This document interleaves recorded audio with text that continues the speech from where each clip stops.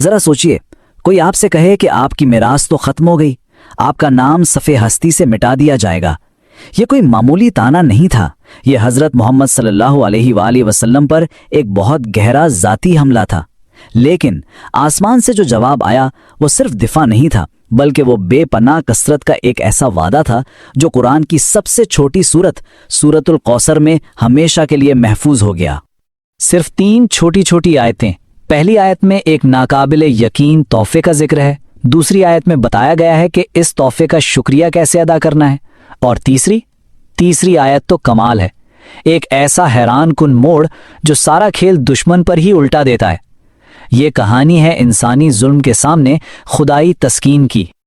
چلیے آج سے 1400 سال پیچھے چلتے ہیں، مکہ کے مرکز میں۔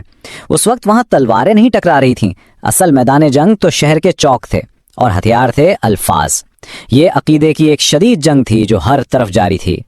تو آخر وہ کون سا طعنہ تھا جو اتنا تکلیف دہ تھا کہ اس کے جواب میں اللہ کی طرف سے براہ راست وحی نازل ہوئی؟ یہ نبی کریم صلی اللہ علیہ وآلہ وسلم کے لیے ایک گہرے ذاتی غم کا لمحہ تھا، اور ایک ایسا لمحہ جسے ان کے دشمنوں نے ہمدردی دکھانے کے بجائے ایک ظالمانہ موقع سمجھا۔ ہوا یہ تھا کہ نبی کریم کے شیر خوار بیٹے عبداللہ کا انتقال ہو گیا۔ ان کے دشمن، جیسا کہ مکہ کا ایک بڑا سردار عاص بن وائل تھا، اس کے لیے یہ ایک موقع تھا۔ اس نے اور باقی لوگوں نے کھلے عام آپ کا مذاق اڑانا شروع کر دیا، اور پھر اسی ظلم کے جواب میں سورۃ القوثر نازل ہوئی۔ مکہ کی محفلوں میں سرگوشیاں ہونے لگیں جو جلد ہی اونچی آواز میں بدل گئیں۔ وہ سب ایک ہی بات کہہ رہے تھے، محمد تو ابتر ہو گئے، ان کا نام آگے بڑھانے والا کوئی بیٹا نہیں، ان کی میراث بس ان کے ساتھ ہی ختم ہو جائے گی، ان کی کہانی ختم۔ دیکھیے، ابتر کوئی معمولی لفظ نہیں ہے، عربی میں اس کا مطلب ہے وہ شخص جس کی نسل ہی کٹ گئی ہو، جو ہر بھلائی سے محروم ہو اور جس کی میراث مٹ جانے والی ہو۔ اور ایک ایسے معاشرے میں جہاں مردانہ اولاد ہی سب کچھ سمجھی جاتی تھی، یہ طعنہ دینے کا مطلب تھا کہ آپ کا مشن ناکام ہو گیا ہے۔ لیکن جب زمین سے اتنا چھوٹا انسانی طعنہ بلند ہوتا ہے تو آسمان سے اس کا جواب کیسا آتا ہے؟ طعنے کے بدلے طعنہ نہیں، یہاں تک کہ صرف دفاع بھی نہیں، بلکہ جواب میں ایک ایسے تحفے کا اعلان ہوا جو اتنا بڑا تھا کہ اس نے اس حملے کو بالکل بے معنی کر دیا۔ اور یہاں ایک بہت ہی دلچسپ بات ہے، اللہ نے یہ نہیں فرمایا کہ ہم دیں گے، بلکہ فرمایا انا اعطیناک الکوثر، یعنی بے شک ہم نے آپ کو کوثر عطا کر دیا، ماضی کا صیغہ، پاسٹ ٹینس۔ مفسرین کہتے ہیں کہ یہ نعمت تو کائنات کی تخلیق سے بھی پہلے آپ کے لیے مختص کر دی گئی تھی۔ تو یہ الکوثر ہے کیا؟ یہ لفظ نکلا ہے کثرت سے، یعنی بے انتہا بھلائی، خیر کثیر، برکتوں کا ایک ایسا سمندر جسے نہ گنا جا سکتا ہے نہ سمیٹا جا سکتا ہے۔ یہ لفظ ابتر یعنی کٹ جانے کی مکمل ضد ہے۔ تو آخر یہ الکوثر ہے کیا؟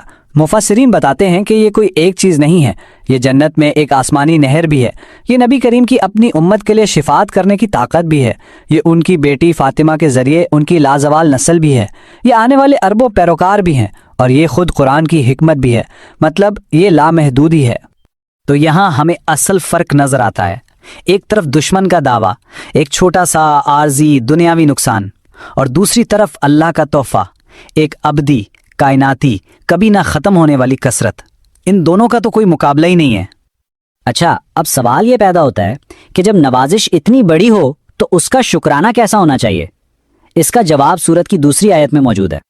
شکر ادا کرنے کے لیے 2 ہدایات دی گئیں۔ پہلی، فصلی لربک، یعنی نماز پڑھو مگر صرف اور صرف اپنے رب کے لیے، اور دوسری ونحر، یعنی قربانی کرو مگر صرف اسی کے لیے۔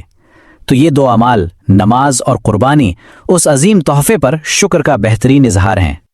لیکن ونحر یعنی قربانی کا ایک بہت گہرا روحانی مطلب بھی ہے۔ صوفیاء کرام فرماتے ہیں کہ جانور کے گلے پر چھری پھیرنا تو آسان ہے، اصل کمال تو اپنی انا کو، اپنے نفس کو ذبح کرنا ہے۔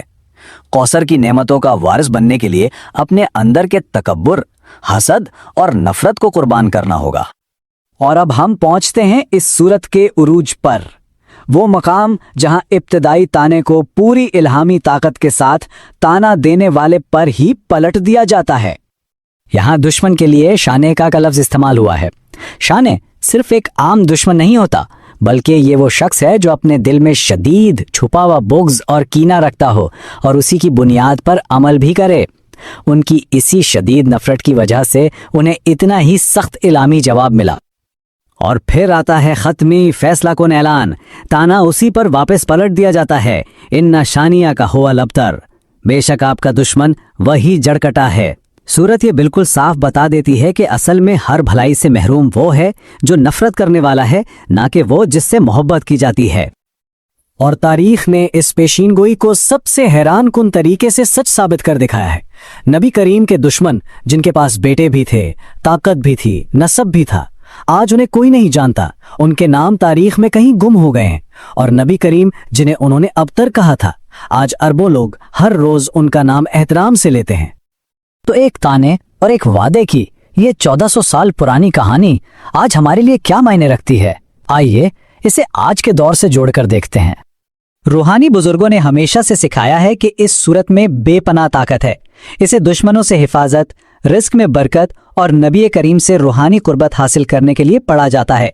यहाँ तक कि ये भी कहा जाता है कि इसे रोजाना 139 मरतबा पढ़ना आपके खिलाफ बोलने वालों को खामोश कर देता है। लेकिन कौसर से फैज पाने की जो असल चाबी है वो है अदब, यानी नबी करीम सल्लल्लाहु अलैहि वसल्लम का एहतराम। क्योंकि तमाम इबादत उसी वक्त कबूल होती हैं जब उनकी बुनियाद नबी करीम की सच्ची मोहब्बत और ताज़ीम पर रखी गई हो। अदब पहला करीना है मोहब्बत के करीनों में। तो आखिर में ये एक सवाल सोचने पर मजबूर करता है कि 1400 साल गुजरने के बाद आज किसका नाम वाकई जिंदा और ताबिंदा है। ये उस इल्हामी वादे की एक ऐसी हकीकत है जो वक्त के साथ साथ मजीद रोशन होती जा रही है।